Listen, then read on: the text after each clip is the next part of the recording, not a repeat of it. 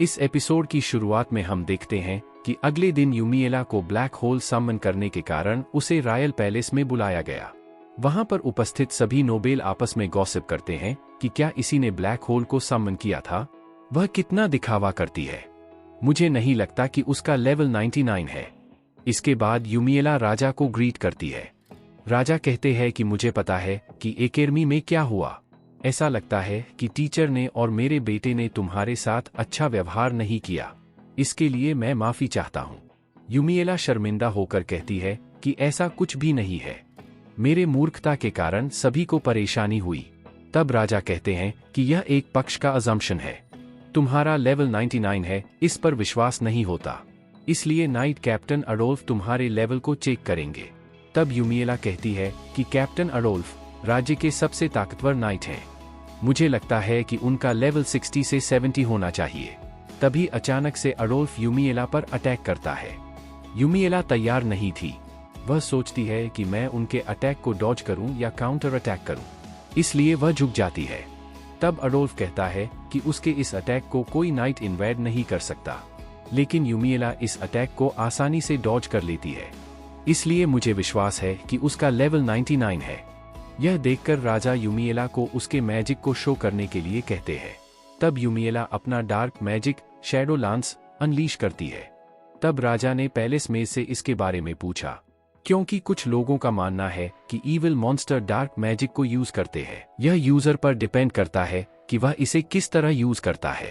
Palace मेज ने जवाब दिया कि डार्क मैजिक दूसरे मैजिक एट्रीब्यूट की तरह है, डार्क मैजिक यूजर बहुत रेयर होते हैं, शायद इसीलिए और उनके अपीयरेंस के कारण लोग उन्हें ईविल समझ लेते हैं। यह सुनकर यूमिएला सोचती है कि क्या वे मेरे लिए ऐसा कह रहे हैं, तब तो मुझे ग्रेटफुल होना चाहिए। राजा यूमिएला को उसके इस अचीवमेंट के लिए शाबाशी देते हैं और पूछते हैं कि तुमने अपना यह लेवल किस तरह हासिल किया। यूमिएला कहती है कि मैंने मॉन्स्टर को मारकर अर्न किए हुए मनी से एम्यूलेट ऑफ ग्रोथ खरीदा और डंजन में चली गई। वहां पर मैंने मॉन्स्टर कॉलिंग फ्लूट की सहायता से मॉन्स्टर को बुलाकर उनका बार बार शिकार किया। यह सुनकर सभी लोग सरप्राइज हो गए। राजा अडोल्फ से पूछते हैं कि क्या तुम ऐसा कर सकते हो। अडोल्फ कहता है कि केवल एक एम्यूलेट ही एक बार इक्विप्ड किया जा सकता है, यह मेरे शरीर को गंभीर चोटों से बचाता है, इसलिए मैं केवल एम्यूलेट ऑफ प्रोटेक्शन का यूज करता हूँ। यदि आप अकेले हैं तो मॉन्स्टर को बुलाना बहुत खतरनाक साबित हो सकता है। तब राजा कहते हैं कि यूमिएला, मैं तुम्हारे स्ट्रेंथ को राज्य की सुरक्षा के लिए एक तलवार के रूप में धारण करना चाहता हूँ। यूमिएला कहती है कि ऑफ कोर्स योर मैजेस्टी, आपके एक रॉयल सब्जेक्ट के रूप में मैं इस राज्य को एक शील्ड की तरह प्रोटेक्ट करूंगी। राजा कहते हैं कि मैं तुम्हें इनाम देना चाहता हूँ, पीरेज, डोमेन या रॉयल ट्रेजर, बताओ तुम्हें क्या चाहिए। मैं तुम्हें रॉयल फैमिली में भी शामिल करना चाहता हूँ। यूमिएला सोचती है कि क्या वह रॉयल फैमिली में मेरी मैरिज करना चाहते हैं, शायद वे मुझे रॉयल किंगडम में मैरिज के द्वारा बांधना चाहते हैं, लेकिन मैं पीसफुल लाइफ चाहती हूँ। तब यूमिएला कहती है कि मैं आपके इस ऑफर के लिए शुक्रगुजार हूँ, मैं इस राज्य में अपना जीवन शांतिपूर्वक बिताना चाहती हूँ, इसके अलावा मुझे और कुछ नहीं चाहिए। राजा ने कहा कि मैं तुमको पीसफुल लाइफ देने का अपना पूरा प्रयास करूंगा। इसके बाद यूमिएला को रानी ने अपने चैम्बर में बुलाया। रानी कहती हैं कि यहाँ पर आने के लिए तुम्हारा शुक्रिया, मैं तुमसे प्राइवेट में बात करना चाहती थी, इसलिए मैंने तुम्हें इनवाइट किया। तुम्हें चिंता करने की कोई जरूरत नहीं है, तुम्हारे पास किसी अथॉरिटी का होना तुम्हें ट्रबलसम लगता है, लेकिन तुम इंटेलिजेंट हो, तुम महत्वाकांक्षी नहीं हो। यूमिएला कहती है कि आपको मुझ पर इतना भरोसा क्यों है। रानी कहती है कि यहाँ पर बहुत से नोबेल हैं जो लालच से मुक्त होने का ढोंग करते हैं और रॉयल फैमिली के करीब आते हैं। ये सब छोड़ो, चलो मेन मुद्दे पर आते हैं। डीमन लॉर्ड 2 साल में वापस आ जाएगा। मैं चाहती हूँ कि तुम डीमन लॉर्ड को हराने में रॉयल फैमिली की मदद करो। हम लोग डीमन लॉर्ड को डिफीट करने का प्लान कर रहे हैं। यह एडविन के अराउंड एक एलीट फोर्स होगा और रॉयल एकेडमी के स्टूडेंट्स भी इसमें पार्टिसिपेट कर सकते हैं। यूमिएला सोचती है कि तो इसीलिए लाइट मैजिक यूजर एलिशा का रॉयल एकेडमी में एडमिशन हुआ, जिससे कि वह डीमन लॉर्ड के सब्जुगेशन में पार्टिसिपेट कर सके। तब वह कहती है कि आपकी मदद करने के लिए मुझे खुशी होगी। रानी कहती है कि अगर तुम डीमन लॉर्ड को हराती हो तो यह इस किंगडम के लिए अच्छा नहीं होगा। यूमिएला कहती है कि आपका मतलब यह है कि इससे रॉयल फैमिली की वैधता पर प्रश्न चिन्ह लग जाएगा। रानी कहती हैं कि हाँ, जैसा कि मैंने पहले कहा कि वह रॉयल फैमिली होना चाहिए जो डीमन लॉर्ड को डिफीट करे, अन्यथा राज्य के शासन करने का हमारा अधिकार संदेह के घेरे में आ जाएगा। इस बाद वह यूमिएला को एडविन से शादी करने के लिए कहती है, लेकिन यूमिएला उन्हें तुरंत मना कर देती है। रानी बताती है कि इस समय हम एक नए प्रॉब्लम का सामना करेंगे जिसमें सभी नोबेल तुम्हें अपने फैक्शन में डालने की कोशिश करेंगे। इस किंगडम में 2 फैक्शन है, पहला किंग फैक्शन और दूसरा एंटी किंग फैक्शन। यह वार का कारण बन सकता है। एंटी किंग फैक्शन नोबेल का एक ग्रुप है जिसे ड्यूक हिलरोज लीड करते हैं। इसको एक्सट्रीमिस्ट फैक्शन के नाम से भी जाना जाता है। ये वे नोबेल है जो राज्य की वर्तमान स्थिति से असंतुष्ट हैं और अपनी फ्रस्ट्रेशन निकालने के लिए दूसरे किंगडम के विरुद्ध वार का प्रस्ताव रखते हैं। सेंट्रल वानाबी रीजनल नोबेल जिनका किंगडम में कोई पोजीशन नहीं है, वे सभी एंटी किंग फैक्शन, दूसरे शब्दों में एक्सट्रीमिस्ट हैं। तब यूमिएला कहती है कि यदि मेरी फैमिली मेरी शादी हिलरोज फैमिली में करते हैं तो उस समय मैं क्या करूंगी। रानी कहती है कि मैं डोल्कनेश हाउस होल्ड को रॉयल ऑर्डर भेजकर तुम्हारा रिलोकेशन को फॉरबिड कर दूंगी, लेकिन ऐसा मैं केवल 3 सालों तक के लिए ही कर सकती हूँ। यूमिएला सोचती है कि जब मैं ग्रेजुएट होंगी तब मुझे अपने परिवार के बारे में कुछ करना पड़ेगा। रानी कहती है कि तुम्हें एंटी किंग फैक्शन और हिलरोज फैमिली से दूरी बनाए रखना होगा।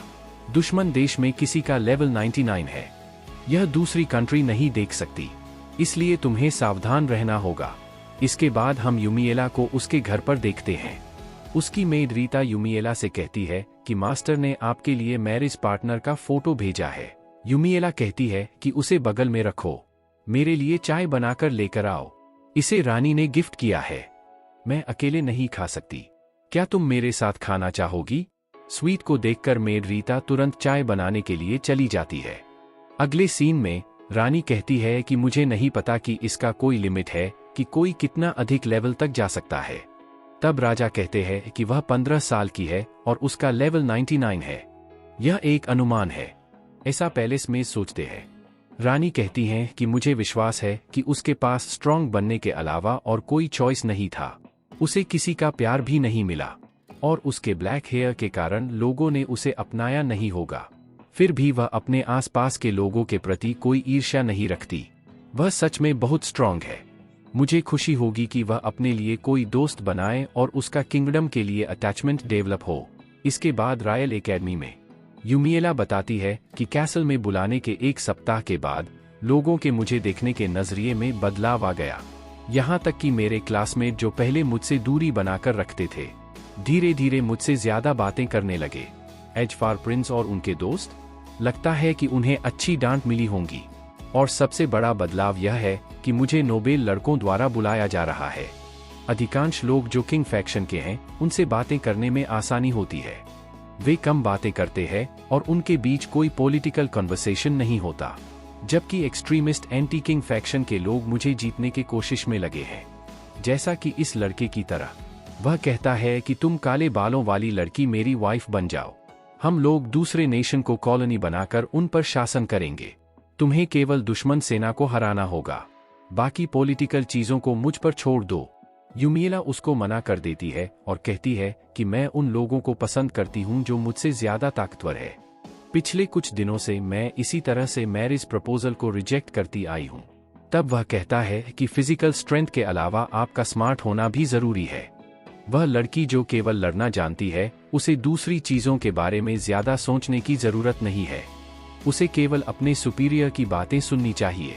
यूमिएला कहती है कि तुम अपने आप को सुपीरियर कहते हो, क्या तुम टॉप ग्रेडर हो और तुम एंटायर कॉन्टिनेंट पर रूल करना चाहते हो? इसका मतलब है कि तुम रॉयल किंगडम के विरुद्ध विद्रोह करना चाहते हो। क्या तुम जानते हो कि इसके कारण तुम्हें मृत्युदंड मिल सकता है? मैं इस बात को किसी से नहीं कहूंगी। अब से तुम मुझसे दूरी बनाकर रखना जिससे कि किसी को संदेह ना हो। इसके बाद यूमिएला अपने रूम के लिए जाती है। रास्ते में वह एलियोनोरा हिलरोज से मिलती है। वह उसे टी पार्टी के लिए इनवाइट करती है। यूमिएला बताती है कि वह न्यू स्टूडेंट है, लेकिन वह एकेडमी में सभी लड़कियों को टायरेंट की तरह ऑर्डर देती है। गेम में यूमिएला मिस एलियोनोरा का फेवर पाने के लिए एलिशा को परेशान करती थी, जो कि उसके ईविल बनने का कारण बनी।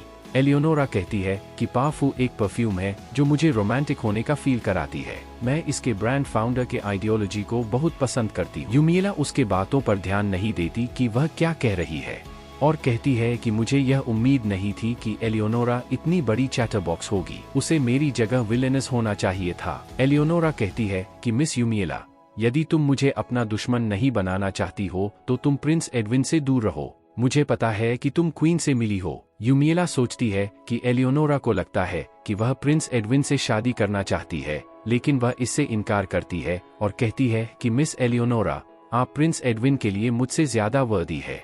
मुझे विश्वास है कि आप और हिज हाइनेस एक अच्छे कपल साबित होंगे। यह सुनकर एलियोनोरा बहुत खुश हो जाती है। यूमिएला सोचती है कि वह कितनी नादान है, क्या वह प्रिंस एडविन के कारण मुझसे मिली? अगले सीन में यूमिएला कैंटीन में अकेले बैठी थी। एलिशा आकर उससे पूछती है कि मिस यूमिएला, क्या तुम डीमन लॉर्ड हो? यहीं पर इस एपिसोड की समाप्ति होती है। Please subscribe my channel. मिलते हैं अगले वीडियो में।